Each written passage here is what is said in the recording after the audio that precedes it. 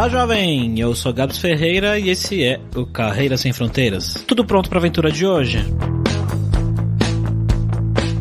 A gente vai conversar com uma moça de uma cidade que tem um nome um pouquinho diferente. Syracuse. Será que eu pronunciei certo? Ela faz um trabalho diferente também de outras pessoas que a gente já conversou por aqui. Ela é fonoaudióloga. Mas olha só, ela é brasileira, né? Cresceu falando português e tudo mais. E lá ela trabalha com americanos e americanas que têm algum tipo de dificuldade para falar, né? Como será que é isso, né? Lidar com outro idioma, ajudando essas pessoas na questão da fala. É bem interessante. Como sempre também, ela vai contar pra gente como é viver lá, como é fazer amizade com os gringos, estilo de vida, curiosidades e, é claro, perrengues.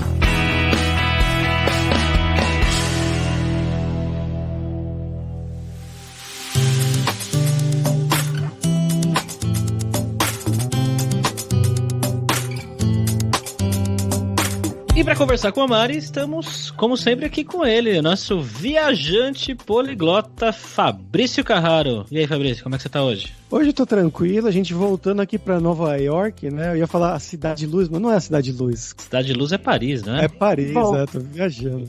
E onde eu moro, definitivamente não é Cidade de Luz. Porque aqui a incidência solar é uma das mais baixas dos Estados Unidos. Então a gente tem céu sempre encoberto. Tristeza. Então vamos lá pra esse papo.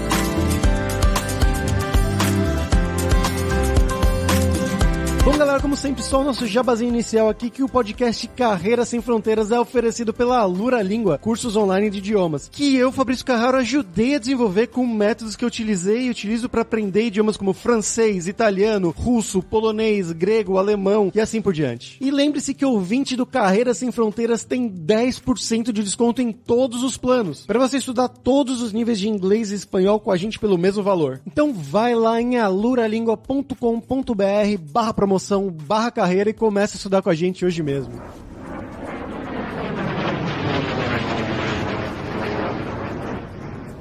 Bom, Mariana, eu queria que você contasse primeiramente, né, um pouquinho sobre você. Então, de onde que você é no Brasil, o que você fez e um pouco do seu passo a passo até chegar aí em Syracuse, no estado de Nova York. Oi, gente, tudo bem? Então, eu sou a Mariana, eu sou de Campinas, São Paulo. Morei minha vida inteira em Campinas até eu mudar para os Estados Unidos. Eu fiz fonoaudiologia na Unicamp e aí durante a minha graduação eu tive alguma exposição com pesquisa, então eu já sabia que eu queria seguir a área acadêmica, mas eu também achava que eu tinha que ser uma clínica melhor. Então, depois da minha graduação, eu fiz um ano de aprimoramento em neurologia, que é basicamente como se fosse uma residência. Então, eu tive mais prática clínica. E aí, depois disso, eu já fui fazer o meu mestrado. Foi feito na Unicamp. Eu tinha pretensão de fazer doutorado, pretensão de fazer no Brasil mesmo, e continuar trabalhando como fonoaudióloga no Brasil. Mas é até que eu tive que mudar para os Estados Unidos, porque o meu marido estava fazendo doutorado. Então, eu vim nessa aventura com ele. Primeiramente, a gente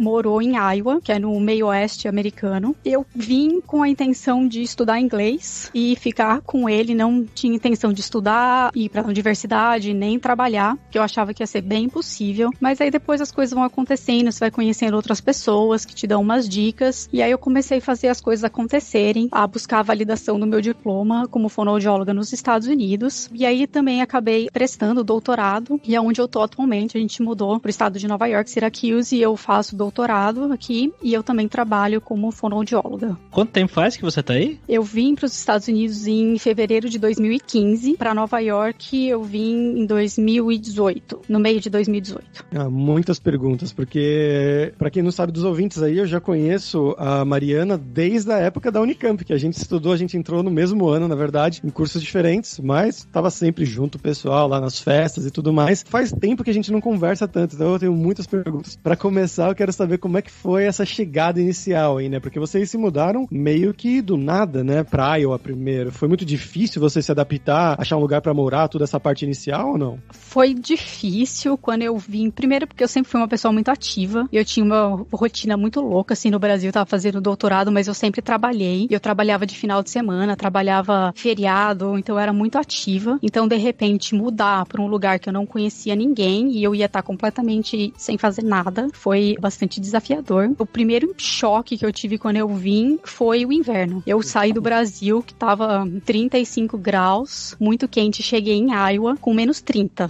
Nossa assim, senhora. E eu nunca tinha experienciado um inverno, então assim, foi um choque grande. Os primeiros dias eu não queria sair de casa, porque eu tinha medo de como que eu vou me vestir e se vai estar apropriado, se eu não vou congelar fora de casa. Então assim, acho que foi o primeiro impacto, assim, do inverno. O segundo impacto da língua, eu tinha um inglês muito básico, só assim, pra você conseguir se comunicar em caso de viagem. E eu tinha que ter uma rotina morando, né? Eu tinha que me virar, ir no mercado e fazer um monte de outras coisas sozinha. A língua foi uma barreira também no início. Você perguntou sobre casa, eu não tive muito problema no início pra casa, porque meu marido já tava. Ele veio antes, então já tinha todo esse processo. Quando eu vim, já tinha a casa, tudo direitinho. E aí você foi como se fosse num visto de casado, assim, um visto de... Porque vocês já eram casados, você pôde ir junto com ele, foi isso? Isso, eu tava no visto, que é aqui é o F2, que é o visto de dependente, de estudante. Com esse visto, não podia fazer muitas coisas, só basicamente morar aqui. Não podia estudar em universidade e nem trabalhar. Mas podia estudar inglês, por exemplo, numa escola de inglês normal? Inglês, sim. Eu não poderia estudar nada que fosse me dar um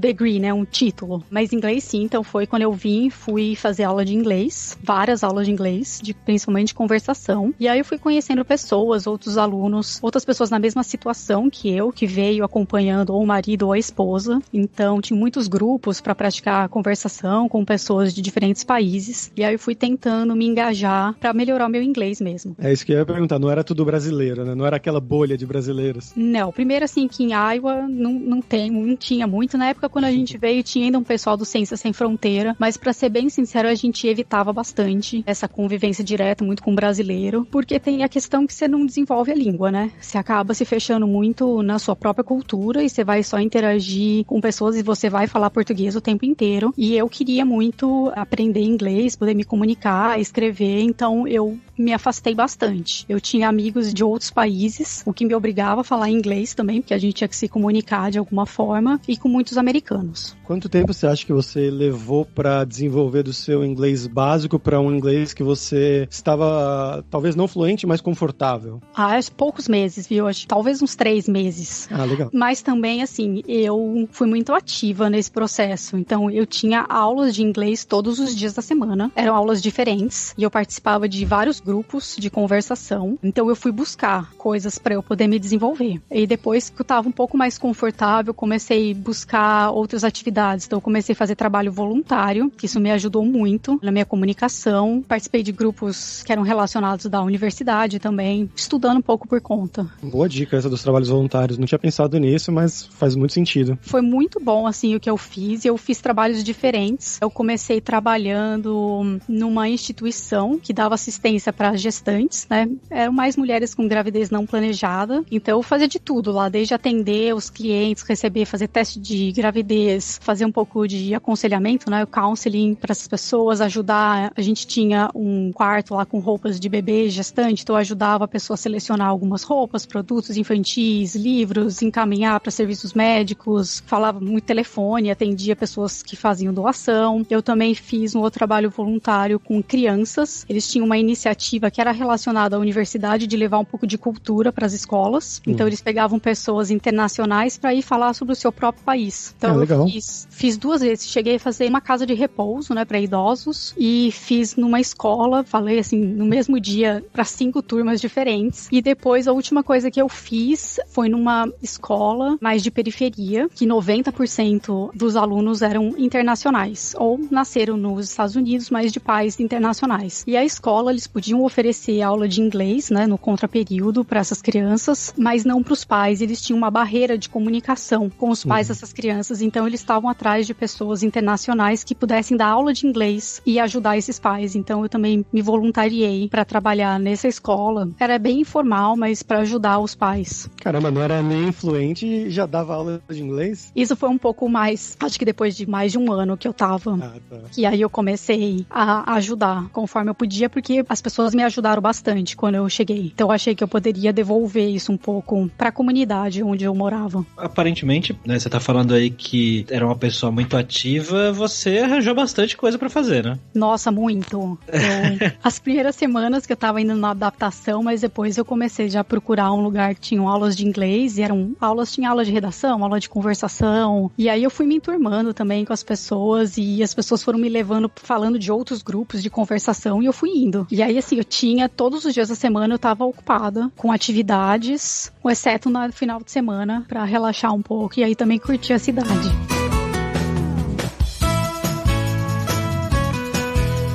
Como é que é a cidade aí, Mari? Como é que foi quando você chegou pra fazer amizade com as pessoas e se enturmar com os americanos? Então, em Iowa, eu fui nesse lugar porque tinha aulas de inglês. Na verdade, todas as pessoas que davam aulas de inglês, eles eram voluntários. Então, não era uma escola, assim, de inglês formal. Eu fui super bem acolhida. Era uma cidade pequena, que é uma cidade bem universitária. Então, as pessoas eram um pouco mais abertas até para as pessoas internacionais e para ajudar. Então, acho que foi bem tranquilo para me enturmar, apesar de que a maior parte dos meus amigos, eles eram internacionais também. Eu comecei a conviver um pouco mais, assim, com americanos diretamente quando eu fui para a universidade. Isso ainda em Iowa, fui fazer mestrado. Foi uma realidade diferente, porque a minha turma de mestrado, eu era a única estrangeira. Nossa, eram quantas pessoas? A turma eram 20, acho que 24, mas no departamento inteiro tinha eu e uma menina do Peru, mas ela fez graduação nos Estados Unidos, ela já morava aqui há muito tempo. Então, assim, estrangeira vindo mesmo, eu era praticamente a única no departamento inteiro. E como foi essa virada de chave? De estar,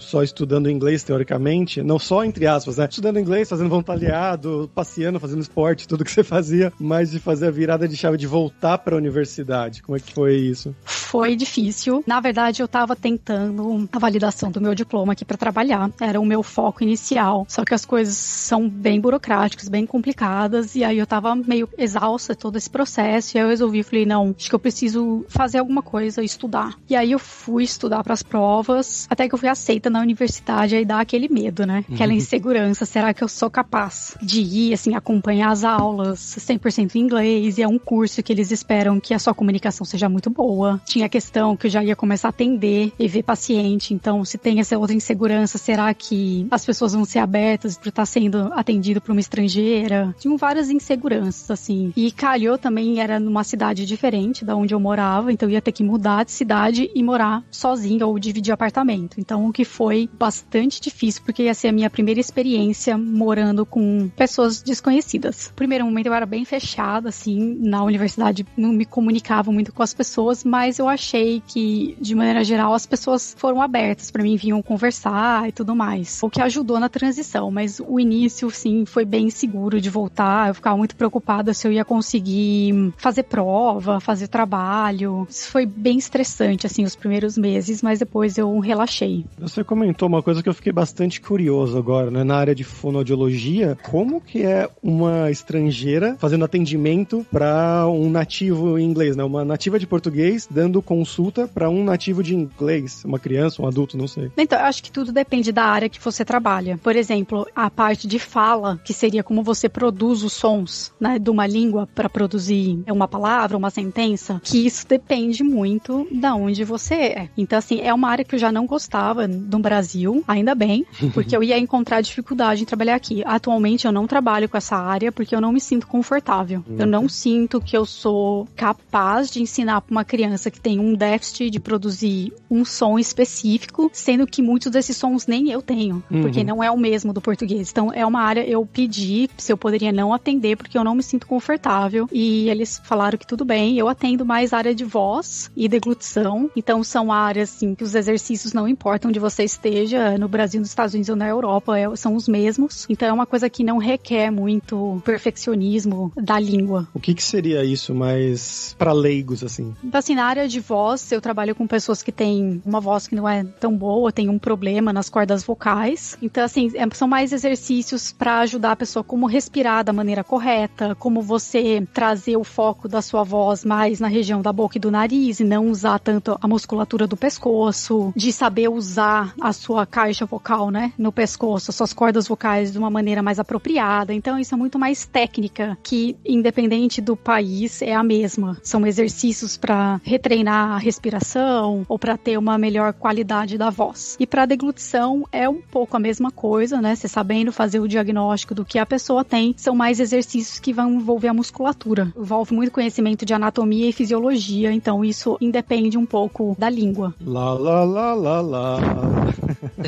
Como que é o dia a dia do seu trabalho, Mari? Eu trabalho como fonoaudióloga, mas é meio período, nem meio período, né? Eu trabalho algumas horas por semana, porque eu faço doutorado. Então, assim, meu maior tempo de dedicação é realmente pro doutorado. Mas eu trabalho na clínica, é a clínica de fonoaudiologia da universidade. Então, eu tenho já meus pacientes marcados, eu trabalho desde fazendo as avaliações ou terapia, que é geralmente uma vez por semana, dependendo do caso, mais vezes por semana. Uma boa parte do meu trabalho envolve escrita, então escrever os relatórios de avaliação, escrever os relatórios de acompanhamento, o relatório para a escola, o relatório para o médico, e a outra parte do meu dia, assim, é mais de preparar o atendimento de acordo com as demandas dos meus pacientes, do que eles têm e o que eu preciso fazer. Американская фирма Transceptor Technology приступила к производству компьютеров «Персональный спутник». E vamos para o nosso momento viajante poliglota com o Fabrício Carraro. E aí, Fabrício? Você conhece a cidade da Mari? Eu conheço Iowa, nem conheço Syracuse, mas conheço Nova York.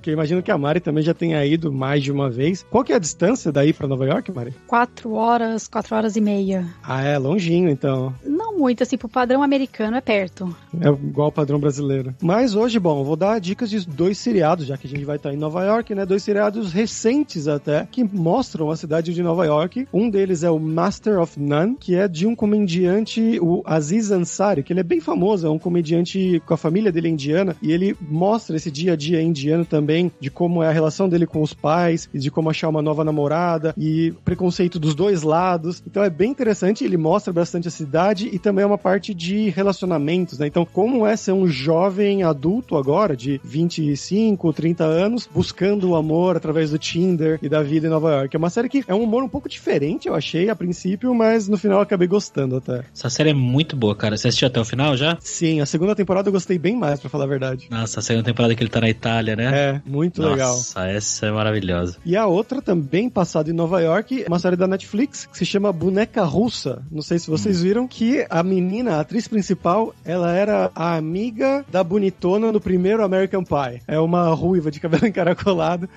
E assim, eu vi, nossa, eu conheço essa menina de algum lugar. Depois eu fui ver no IMDb. Nossa, é aquela lá do American Pie 1, que é a Natasha Lyonne. E ela é meio que uma situação de Dia da Marmota, né? Ela é uma pessoa horrível, que trata os amigos mal, faz tudo uma coisa meio estranha. E aí, por algum motivo, ela começa a reviver o mesmo dia todo dia. Então ela morre no final do dia, de alguma maneira bizarra. Um carro atropela ela cai da escada. E sempre que ela morre, ela volta no começo do mesmo dia. E a história vai se baseando nisso, do que ela tem que fazer, como ela tem que sair dessa situação e tentando se tornar uma pessoa melhor também. Então é uma comédia de humores, bem humor negro mesmo, mas muito engraçada, recomendo bastante. E é também passada em Nova York, você consegue ver umas coisas da cidade. Não sei se tem alguma série específica de Syracuse, Mari, você conhece? Não conheço nenhuma.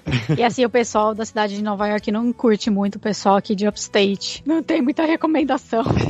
Por quê? Não sei. A cidade é bem isso. legal, mas existe aí um certo preconceito. E o que você tem pra contar pra gente de o que você gosta de fazer por aí? Quais são as coisas legais pra se fazer em Syracuse? Aqui tem muito parque estadual na região, né? E é bem legal, assim, pra aproveitar o verão, que é curto. Então, se você gosta de fazer coisas ao ar livre, gosta de fazer trilha, cachoeira, tem algumas praias de lago. Então, é bem legal. Tem muito, assim, aqui ao redor, região dos lagos. Outra coisa que tem aqui em Syracuse é a State Fair, que é a feira agrícola do estado de Nova York, aqui na cidade. Então, todos os estados americanos, eles têm essa feira agrícola, que é o evento. E aqui em Syracuse é a maior dos Estados Unidos. Então, tem desde exposição de animais de fazenda, tem venda, né, de materiais para fazenda, tratores, essas coisas. Mas tem shows, tem uma parte de culinária muito grande, algumas comidas da região. É bem legal, assim, tem até parque de diversão na feira. É uma experiência diferente. Tipo, uma mistura de um rodeio com, sei lá, uma festa junina. Mais ou menos. E aqui na cidade também, uma coisa legal. Essa cidade, ela teve uma imigração italiana muito grande. Fez parte até da máfia italiana aqui. Caramba. Então, há uma região que eles chamam até de Little Italy. Tem muito restaurante, muita família italiana. Então, tem comidas maravilhosas. Então, é uma recomendação boa também da cidade.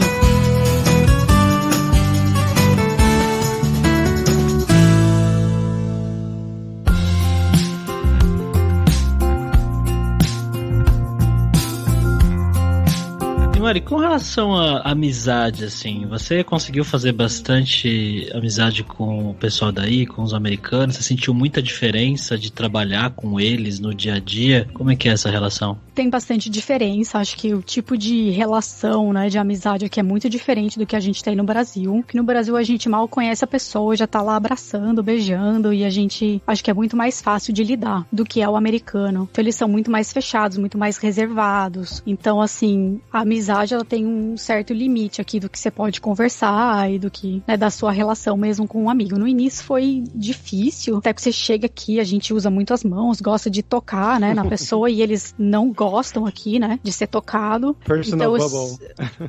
Assim, tive que me policiar bastante. Não dar um tapinha nas costas, né, abraçar, porque assim, aqui é bem restrito esse tipo de relacionamento mais caloroso. E assim, de amizade, eu acho que depois, com o tempo, você vai conhecendo a pessoa, vai sendo um pouco mais fácil lidar, mas ainda tem algumas barreiras que eu vejo, assim, que é diferente do que eu tenho com os meus amigos no Brasil. E você mudou ainda, né, do Iowa pra aí, 2 anos atrás, mais ou menos, né, que você falou meio de 2018, você teve que refazer amigos, do zero, basicamente, né? Exatamente. É sempre difícil, né? E assim, a gente tá agora numa cidade, comparado com onde a gente morava em Iowa, uma cidade muito maior. Então, assim, é muito mais difícil também pra você fazer amizade. Achei difícil. Agora, assim, como eu fico muito tempo na universidade, ou atendendo na clínica, ou por conta do doutorado, as minhas amizades são mais relacionadas à universidade mesmo, e não tanto amigos de fora. Chegou no nível já de, vamos tomar uma cervejinha agora no final do expediente, ou ainda não? Não.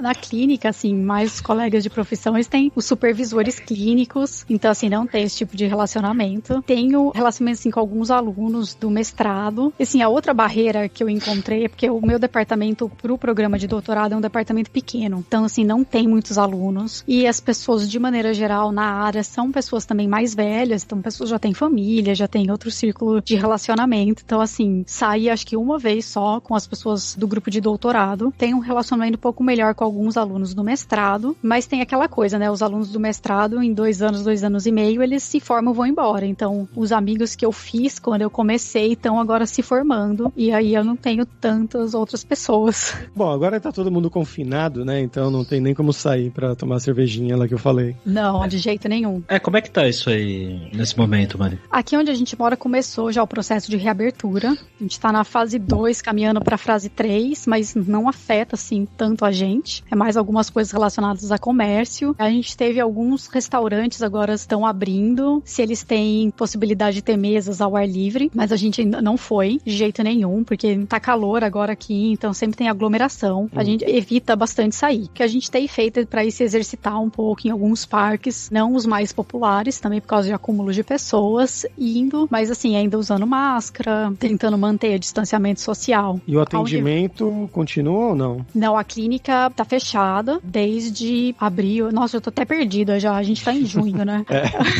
Te entendo.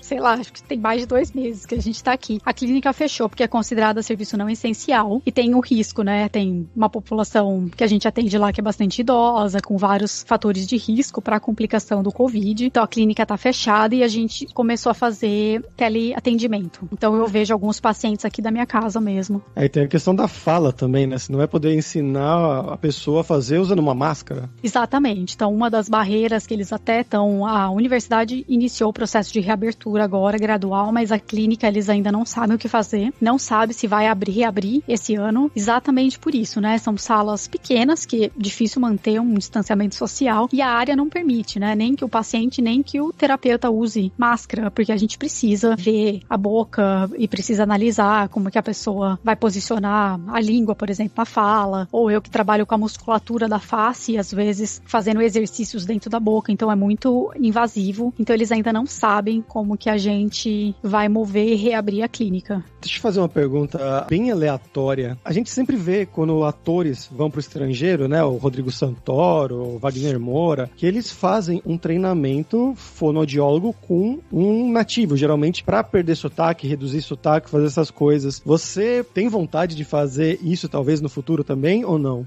Não tenho muita vontade, não é uma área que me atrai muito. Eu trabalho muito com neurologia, então assim, acho que fica muito fora do que eu trabalho. Mas realmente tem. O interessante, assim, dessa área, contrário, acho que do que muitas pessoas pensam, que é trabalhar para você não ter sotaque nenhum. Não é bem isso. Na verdade, eles trabalham com suavização do sotaque, mas isso é para melhorar a comunicação, né? A inteligibilidade, que seria como a outra pessoa te entende. Então, o problema do sotaque nem é porque, o sotaque não é bonito ou qualquer outra coisa. É que muitos sotaques, até por vício da sua língua nativa, que influencia na segunda língua, faz com que a sua comunicação não seja efetiva. E as pessoas tenham dificuldade de te entender. Então, é por isso que muitas pessoas vão para terapia de fono, mas é para melhorar algumas coisas relacionadas à pronúncia. Às vezes é problema de articulação, que é como você produz um som específico, ou às vezes é problema que a gente chama de prosódia, que são as entonações que usam na língua, como que você põe a ênfase na sílaba tônica, por exemplo, coisas que são peculiares de cada língua e que geralmente estrangeiros têm dificuldade. Eu fiquei chocado com a velocidade que você falou a palavra inteligibilidade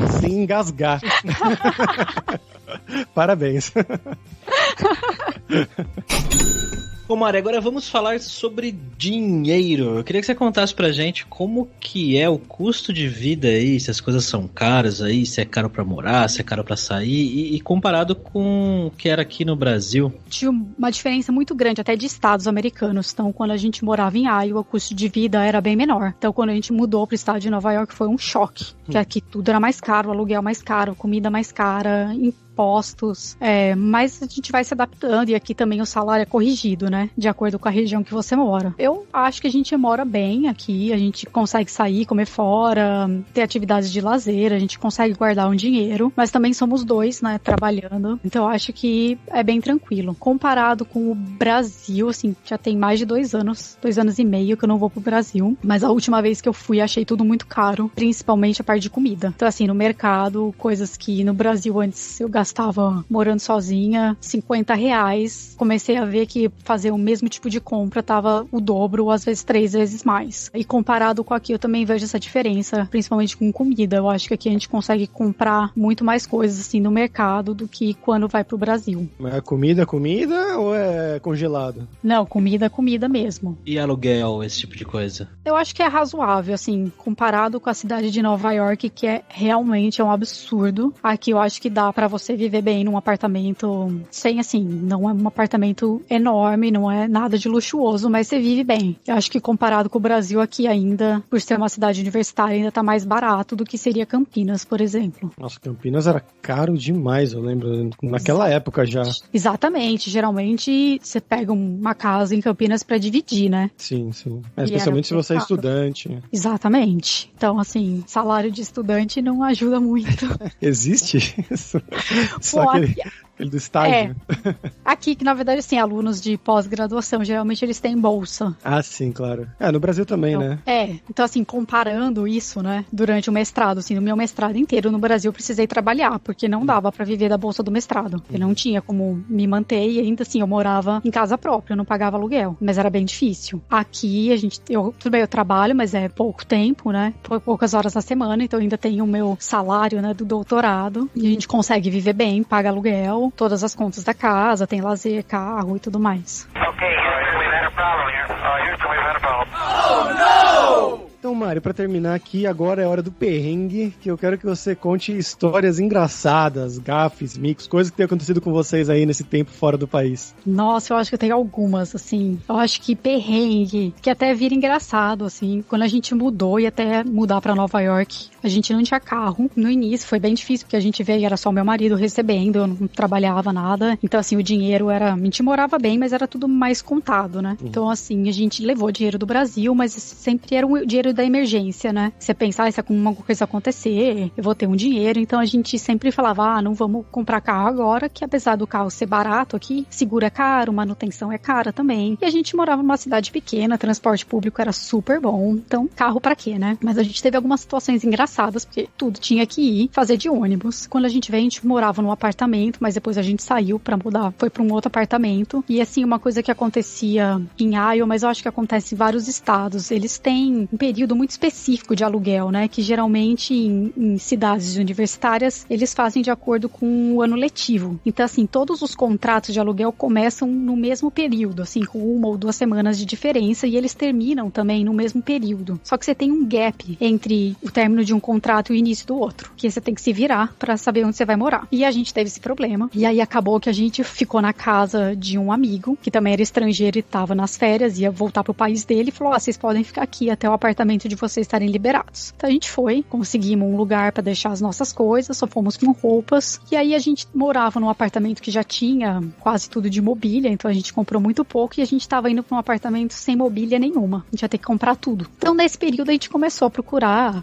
começou a comprar, achava coisas em promoção, comprava, a gente usou muito site também de coisas usadas pra comprar móveis, e aí até que a gente achou lá num anúncio um sofá muito bacana, e era sofá-cama, que a gente falava, é ideal que se alguém vier visitar a gente, tem como hospedar a pessoa. E aí fomos ver, preço bom, fomos ver, resolvemos comprar, só que a gente pediu pra pessoa, olha, a gente tem mais uma semana aí até a gente ir pro nosso apartamento, dá pra vir buscar depois? A pessoa falou, tudo bem. Aí passou uns dias, a gente viu um outro anúncio de um sofá muito parecido com o outro que a gente comprou. A gente falou, vamos comprar também, porque é um jogo. Aí a gente foi, realmente era muito parecido, falou, vamos comprar. Mas aí a pessoa falou, não, vocês têm que levar agora. E a gente, não, né, não tá. E aí a gente naquela, será que se a gente esperar mudar, ainda vai ter o anúncio, alguém vai comprar o sofá? Ficamos nessa e resolvemos comprar o sofá e carregamos o sofá por 2 ruas e 5 blocos, andando, os dois carregando o sofá, até a casa do amigo, que não era o nosso apartamento. Chegou na casa do amigo, a gente esqueceu, né, que tinha escadas. Nossa. E tinha que subir pro 2º andar, era escada externa ainda, né, não era dentro do predinho bonitinho, né, era no meio da rua mesmo. Subi o sofá, então foi assim, uma super aventura. No final deu certo. É a cena do Friends, né, do Ross tentando subir o sofá pela escada. Pois é, bem isso, só que a diferença, eles eram dentro de um prédio, né, o nosso era ao ar livre, todo mundo passando na rua e vendo. Então a gente teve, assim, alguns perrengues disso, de comprar coisa e ter que carregar mesmo pela rua ou carregar no ônibus. Mas a história do sofá eu acho que é a mais marcante. Que no final vocês ficaram com 2 sofás? Que era pra ter o parzinho, né? Então a gente ficou com os dois. Acho que, assim, outros perrengues que a gente passou eu lembro de um que é relacionado com nevasca, que é bem intenso. É assim, a Iowa neva muito, horrores. Bom, aqui também. E o que aconteceu? Quando eu entrei no mestrado, era outra cidade, então eu precisei me mudar. E eu fui sozinha, na verdade, eu aluguei apartamento com uma americana. E a ideia era de voltar pra casa de final de semana, tudo. E aluno internacional sempre tem que ir uma semana antes de começar as aulas, porque tem a parte de documentação, e você tem que fazer um treinamento que eles te ensinam, assim, boas maneiras, ensinam coisas da cultura americana, o que você deve ou não deve fazer, coisas assim. Então eu fui, e minha turma era pra começar no spring, então era em janeiro, tava muito frio, e aí arrumei, o apartamento era 1h30 de distância, a gente alugou um carro para levar minhas coisas da mudança, e fomos pro lugar que eu já tinha arrumado pra morar. Só que era assim, período de férias, né, escolar, e eu esqueci de perguntar pra pessoa do prédio, lá o manager, qual que era o horário de funcionamento do escritório. Putz. Eu fui olhando no site, achei, estão lá aberto até às 6 da tarde, então dá pra gente ir. Fomos, fizemos a viagem, chegamos lá, tava fechado. Nossa. E aí eu tentando ligar, nada, daí eu consegui o celular da mulher, e ela falou, fechei e fui embora faz 15 minutos, porque fechava mais cedo, porque é férias. Daí eu falei, putz, eu tenho atividade na universidade amanhã de manhã, eu tô com o carro carregado de coisa, eu preciso entrar no apartamento. Daí ela falou, eu não vou voltar. O que você pode fazer é tentar ligar pra pessoa que vai morar com você, se ela pode abrir o apartamento. E amanhã você assina o contrato e pega a chave do seu quarto. Daí tentei ligar pra menina, ela era férias, ela não tava lá. E eu falei, agora? Daí a mulher, manager, falou, você pode ligar pro chaveiro, que cuida dos prédios, só que ele vai cobrar, né, pra poder abrir o apartamento pra você. Eu falei, não tem problema. Fui lá, o chaveiro ficou me enrolando mais de 1 hora, e no final das contas ele não apareceu pra abrir o apartamento. E aí foi aquela coisa que a gente faz. Volta pra casa e volta amanhã cedo de novo, ou tenta arrumar um hotel. E aí a gente resolveu voltar pra casa. Voltando, no meio da estrada começa a maior nevasca que você pode imaginar. A gente não enxergava um palmo na nossa frente. E assim, não dava. A gente tava num ponto que não dava pra voltar pra trás. Então a gente tinha que seguir viagem. Lá as estradas aqui não tem acostamento e nem é seguro. E assim, uma coisa muito peculiar. Tem muito fazendeiro, eles têm tudo caminhonete. Eles ligam o farol super alto e tacam o pau na estrada. E você que sai da frente. Nevando. Imagina. Nossa o medo. A gente não enxergava nada e vinha aquelas caminhonetes passando e assim, eles ocupando 2 pistas, porque nesse momento você não consegue ver, né, a divisão da pista. Sim. E você tenta ir mais, né, pro meio pra você não cair no canteiro central, que você também não tá enxergando. Nossa, foi extenso, assim, a viagem acho que demorou o dobro, demorou quase 3 horas pra voltar pra casa. Foi, assim, muito, muito tenso. E a gente chegou, teve que descarregar o carro tudo de novo, porque tinha comida, tinha computador, e assim, tá muito frio, você não pode deixar que danifica tudo. E a gente mal dormiu e já teve que no dia seguinte, meio na madrugada, sair cedo pra fazer a viagem de volta e eu poder fazer minha mudança. Nossa, que inferno. E agora você perguntou de mico. Alguns micos, assim, logo quando você chega, um americano conversando fala muito mais rápido, né, do que você conversando em inglês com outro brasileiro, por exemplo. Então, assim, eu tinha muito dificuldade de entender. E no dia a dia, as pessoas não falam aquele inglês certinho, né? Usa gíria, fala as palavras pela metade. E assim, tinha muita dificuldade de entender as pessoas. Então, eu ia nos lugares, assim, rezando pra ninguém me abordar e querer conversar comigo. E aí, tinha várias situações, assim, que a pessoa vinha, assim, no mercado, o pessoal era super simpático em Iowa, vinha me abordar. E aí, assim, a pessoa fala, você faz aquela cara, né, dá uma risadinha, balança a cabeça fingindo que você tá entendendo e você não tá entendendo nada. E a pessoa daí para, fica te olhando, porque a pessoa te fez uma pergunta e você tá lá rindo igual um tonto. Então eu tive situações assim, eu tive algumas situações com falso cognato, que assim, pega bastante brasileiro. Sim. Você lembra qual era? Principalmente, eu lembro, assim, principalmente pra abrir porta. Só as portas aqui, não sei porque elas abrem algumas, né, abrem de maneira diferente do que é no Brasil. E geralmente eles põem, né, o cartaz lá, push. Que aí você acha que é puxar e você fica um tempão lá igual um tonto, quase quebrando a porta. E na verdade você tem que empurrar a porta. Então acho que esse é o mais clássico de problema, assim. Esse é de longe, esse push é de longe o pior, até hoje. Na verdade o push eu sei que não é. Então eu vou lá, se eu vejo o push, beleza, é o outro. Aí eu empurro. Mas se eu vejo o pull, eu fico pensando, cara, mas qual que é? É, exatamente. É a mesma coisa comigo. Então eu tento abstrair. Quando é uma porta, eu vejo que tem uma placa, eu nem olho. Que é pra eu tentar fazer mais instintivo. Outros falsos cognatos, eu lembro um que eu tive problema, que foi com o verbo pretend, que é fingir, e não é, né, que você tem intenção de fazer uma coisa. Eu usava, assim, principalmente no início, né, você pega umas palavras, assim, bem parecidas, você vai tentando pegar a palavra em português e tentando passar pro inglês. E aí as pessoas ficavam me olhando, assim, o que ela tá falando? E eu não entendia, né, porque a pessoa não tava entendendo. E aí até que meu marido falou, viu, essa palavra é fingir. Não é intenção. Eu pretendo ir. Então. E aí, imagina. Então, eu tive essas situações que as pessoas ficavam olhando pra mim, fazendo uma cara, tipo, eu não tava entendendo nada do que eu tava falando. Eu acho que esses dois, assim, foram os mais clássicos que eu tive problema no início. Muito bom, Mari. Obrigado pelo seu tempo, pela sua entrevista. Obrigada.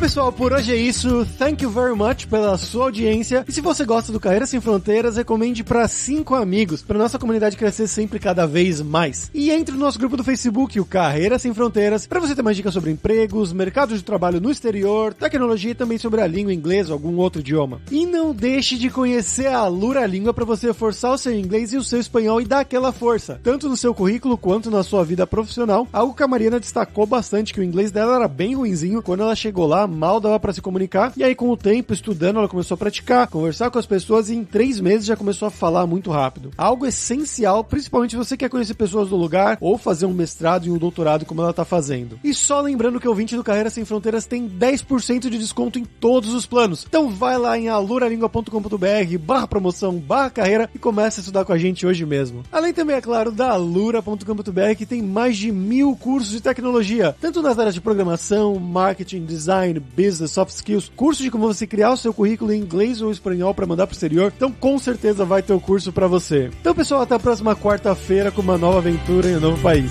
Tchau, tchau.